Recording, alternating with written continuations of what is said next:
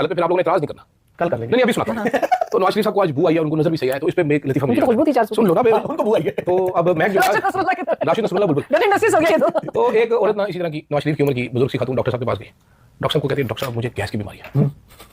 मेरा बेटा था। डॉक्टर साहब को कहते हैं डॉक्टर साहब इससे कोई बंदा तंग नहीं होता, ना इसकी आवाज है ना इसकी स्मेल है। अभी आपके बैठे बैठे 2-3 दफा मैं मैं पढ़ा कर चुकी हूँ, लेकिन आपको भी देखे पता नहीं चला, तो लेकिन मैं चाहती हूँ कि आप कोई इलाज कर दें।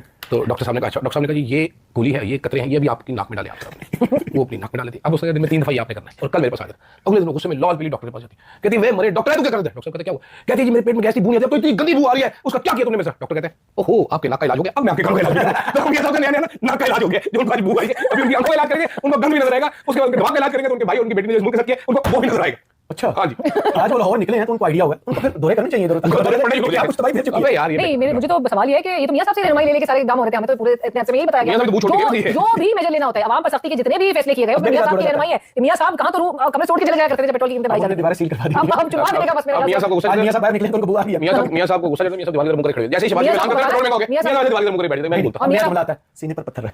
अब कहा ना वो सदुमन में अगले दिन के वो दूसरे के सीने के ऊपर रख के सारा कुछ हो रहा है, लेकिन राशिद नसरुल्लाह साहब को जो लामा राशिद यार वैसे नसरुल्लाह वो उनको बताना चाहिए कि ये मियां साहब को कोई बताए कि आपकी बरकत से तो ये यार सारा कुछ जो है राशिद